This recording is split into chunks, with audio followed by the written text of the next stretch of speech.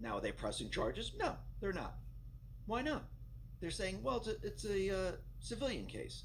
We're not going to do anything. Now, think about what just happened here. They told everyone that yes, through our investigation, we found that he is guilty of this.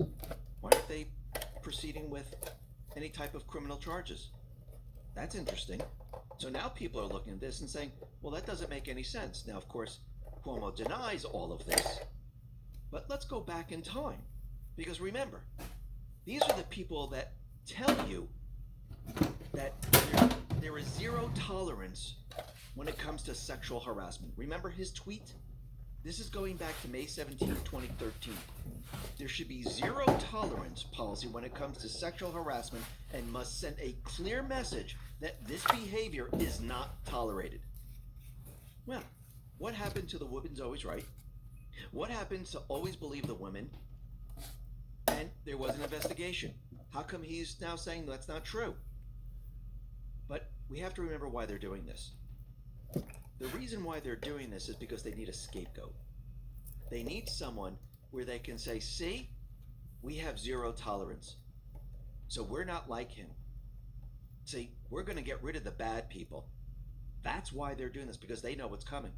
They know exactly what's going to happen in the end, and they're trying to shape the narrative. Now, Elise Stefanik, she put out a statement saying it is time to arrest the governor. Now, like I said, he is the sacrificial lamb. He's the poster child for sexual harassment right now. Remember, there's other investigations going on right now, too, behind the scenes. And yes, it's with Cuomo. But now the entire New York Democratic congressional delegation is now calling for the resignation of Cuomo. The House Speaker, Pelosi, and the Senate Majority Leader, Schumer, are calling on New York Governor Cuomo to resign. Biden is now calling on Governor Cuomo to resign. Yes, this is a setup for everyone to say, oh, look, they're completely against sexual harassment. He's the sacrificial lamb, because they know it's coming. Now, what's very interesting is that the Albany District Attorney says New York Governor Cuomo is part of an ongoing criminal investigation and is requesting materials from the New York Attorney General's office. Now, what are they investigating? Are they investigating the nursing home? That's very interesting. So now they want material. They want information on all of this. They know in the end, if whatever they're doing now, where they're pushing all assets, if they don't complete this and they don't gain control, because they're not in control right now. You don't do all of these things if you're in control. If you're in control, you don't have to worry. Go back to 2016. They thought they were in complete control. They thought they had it all. Clinton was going to win. The fake news was showing all the polls. Did we see anything happen? Did we see a lot of false flags? Did we see anything happening during that time? No, because they thought they were in complete and utter control. They thought they had it in the bag. There's no way that Trump can win. And they were shocked and surprised when he did. Which means Trump, the Patriots, were always in control. This time around, when people see them preparing false flags, preparing a communication blackout, doing the lockdowns, this is them trying to get control. See, when you're out of control and you're not controlling people, you have to force people into doing what you want them to do. And when people don't do it, you have to use more force, which means you're not in control. It means the people are in control. Look what they tried to do in the beginning with the pandemic. With the vaccines. They tried hamburgers, french fries, shakes, giving you free college tuition.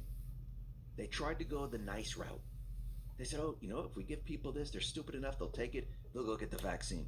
We'll even give them $100 or whatever it is. But people didn't listen. People didn't do what they wanted, and they became angry. So they had to move the goalpost. They had to take more control. If we tell you to do something, you must do it. And if you don't do it, we're going to make it mandatory. And we're going to make you feel like you're on the outs. So what are they doing right now? They're segregating people. Vaccinated, unvaccinated. And they're all the same What? states, the same cities, they're masking people up. Look out in San Francisco. The mask mandate is reinstated. Why? Because there's a surge of COVID. Now, out in New York City, de Blasio, dictator in chief, he's ordering restaurants and gyms to demand proof of vaccination from all customers. Well, first of all, you can order someone to do something, doesn't mean they're going to follow those orders. It's not a law. And the people coming in, it's none of your business. You don't need to know my medical information to come into your business. If you don't want my business, and if the business wants to lose a lot of business, go ahead and do what the mayor is saying. I think small businesses in New York City are going to have a very difficult time. Because when people say, listen, if you want to do this, I will never ever come to your place of business. If you just want the vaccinated people, go ahead. Actually, some of the vaccinated people who are hearing all these different messages, they might not be agreeing with it either. Saying, well, wait a minute, now you're telling separate people they can come in or out? A vaccine is supposed to protect us. That's what you've been telling us all this time. Now you're telling us it doesn't protect us? So people are going to start to push back. Actually, Don Jr. put this out. Democrats and the media want a two-tiered society where millions of law-abiding Americans are segregated and discriminated against. Actually, just take away the word COVID. Take away the entire fake virus thing. Now, look at what they're doing. Can I see your papers, please? Yes, you can come in. Oh, I'm sorry. Your type we don't like. You have to stay out there. Because you're not listening and you're not following what we want you to do.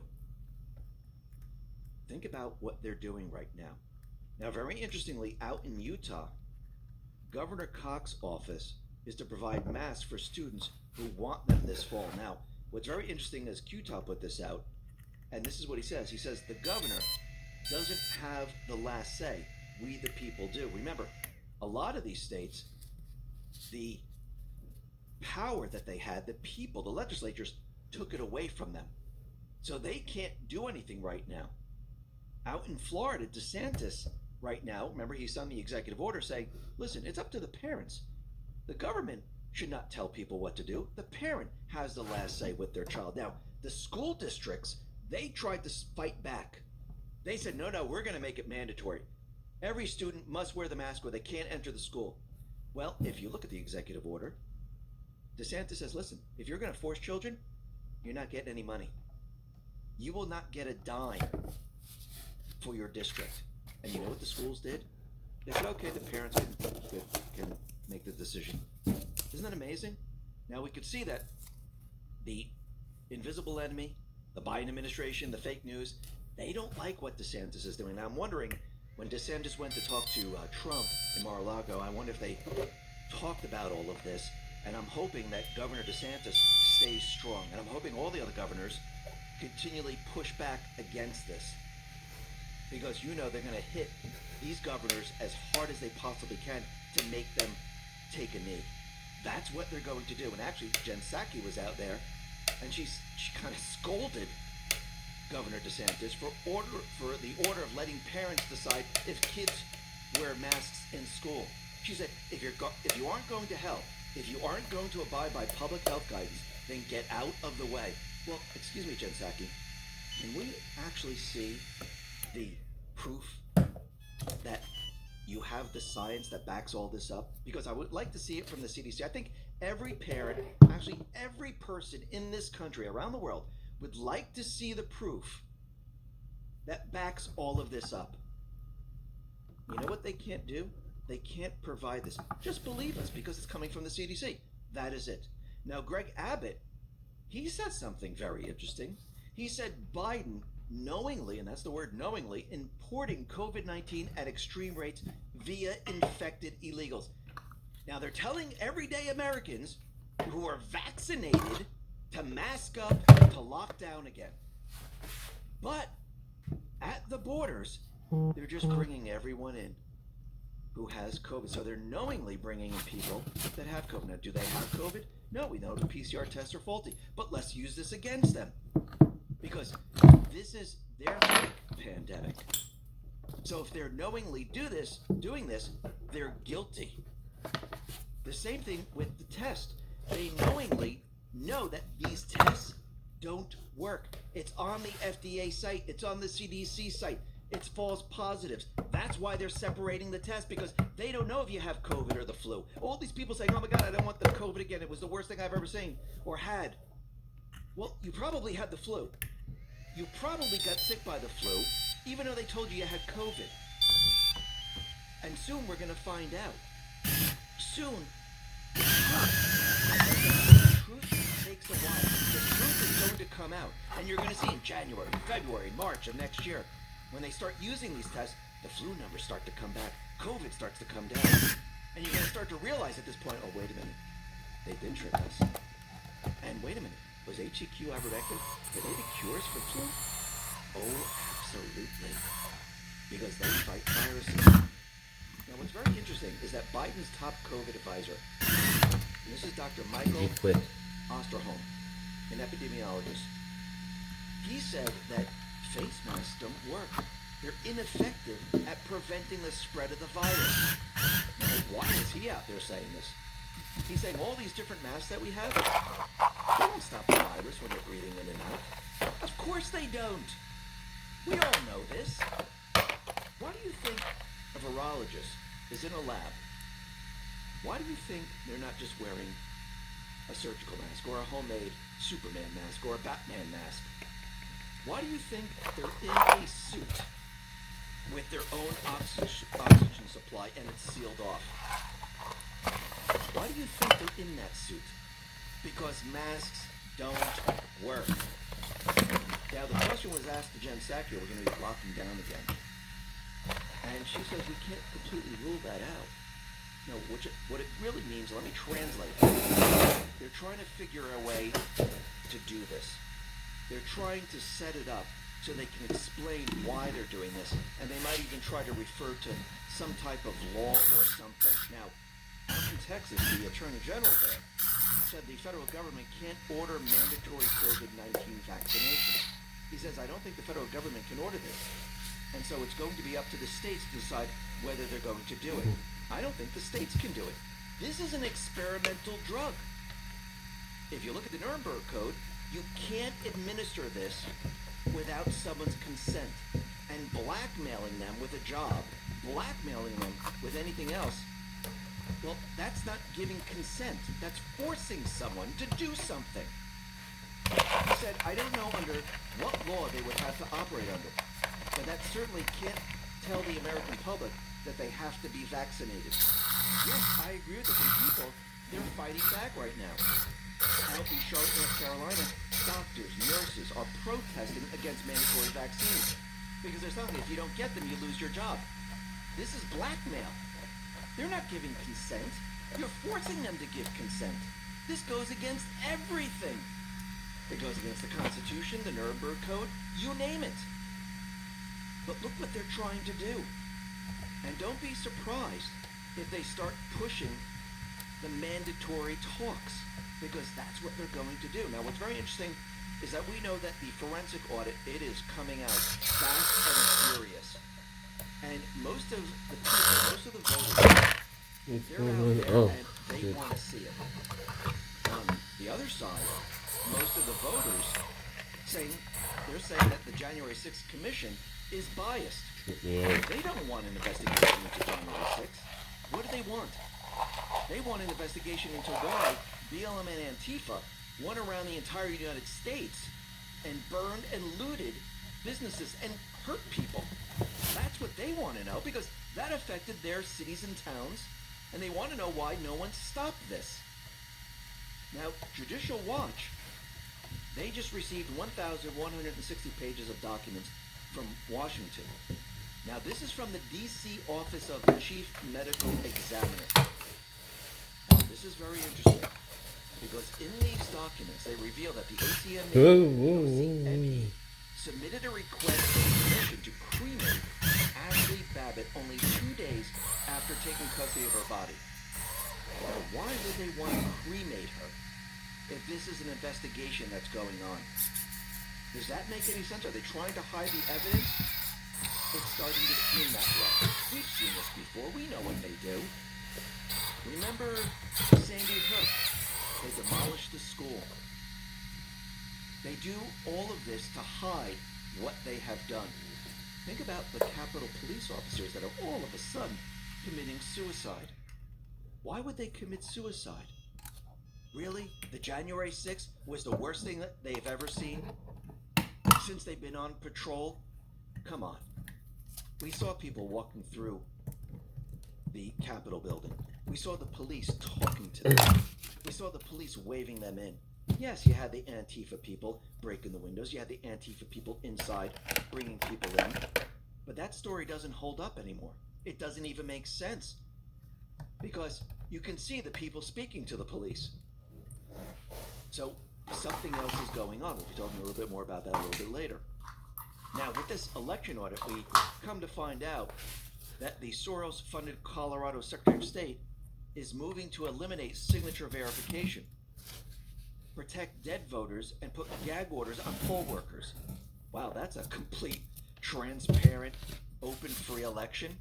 And this individual is Jena Griswold. And this is what she's trying to do. Now, with Arizona, we see certain things happening right now. We know that the subpoena, the Maricopa County, Jack Sellers, Dominion, they didn't abide by it. They said, you know something? We're not doing it. We're not going along with this. We're not giving you anything, so that's that. Wendy Rogers put this out. The 1,487 request to the Arizona Attorney General has been filed against the Maricopa Board of Supervisors by Sonny Borelli on behalf of the Arizona state. I support this and hope that General Brnovich, Attorney General Brnovich, lays the smackdown. Throw the book at them. Now, this is up to him. We're going to see if he folds or moves forward with it. Because a lot of times these people talk a lot, and then all of a sudden they fold when it comes to actually taking action. So let's see what happens. Now, she put an attachment on here, and this is what it says. Senator Sonny Borelli requests for Attorney General investigation of alleged state law violation by Maricopa County. All user names, passwords, pins, or security keys or tokens required to access or otherwise related to any and all ballot tabulation devices used in connection with the November 3rd, 2020 general election in Maricopa County, including, but not limited to, administrative access or any other level access required to access, print the configuration of the ICP2 devices, any materials that the county does not possess but which it has a right to access was also requested. All routers used in connection with the November 3rd, 2020 general election or virtual images of the same and the public IP of each router. All Splunk logs, network logs, net flows, or similar data related with systems associated in any way with the administration of the November 3rd, 2020 general election for the time period beginning 60 days before the election and ending 90 days after the election. So they want it all. That's what they want. Now, very interestingly, Code Monkey Z on Telegram, he put out a video because a whistleblower came forward with a password which allowed them access into the BIOS. This is the system that boots up before it goes into the software. Just like if you're on Windows, before your computer boots up, it boots the BIOS first. And yes, the BIOS can have access to the internet. It's behind the scenes, and then Windows boots up. The same thing on Apple and everything else. So basically, this whistleblower came forward and gave the password to him. And this is the video that he put out. Take a listen.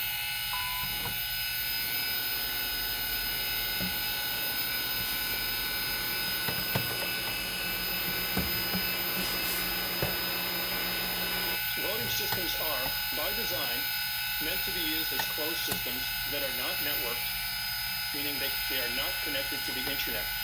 There is no internet connectivity at all. They are not designed to be connected to the outside world through either an internet connection or any other external connectivity device. Do we have these passwords in the system? Not today. What's not? The state won't let us have any passwords? Does Dominion have any way to remotely access any of the information on any of the equipment or have remote access within the machines themselves? No. Does anybody have access to the best of your knowledge? No. Right. This one has wireless. Right. Of course, Oh, I see. Okay, so, but you'd be able to go in and do that though, right? By unlocking it and putting the password in? But what we come to find out is that the state is keeping the password, not Dominion, not the county. The state has the password. And the whistleblower in this video asked the Dominion employee about connectivity, whether or not the machines can be connected to the internet. And basically, yes, they can. They can access them. Fraud vitiates everything. They got them just with this 1 minute 17-second video. Now, Code Monkeys, they also put this out, since we've come to find out that the state has the password. Katie Hobbs, who has the escrow in Arizona? The whistleblower video established that the whistleblower's state has the password, not the county, not the vendor. How about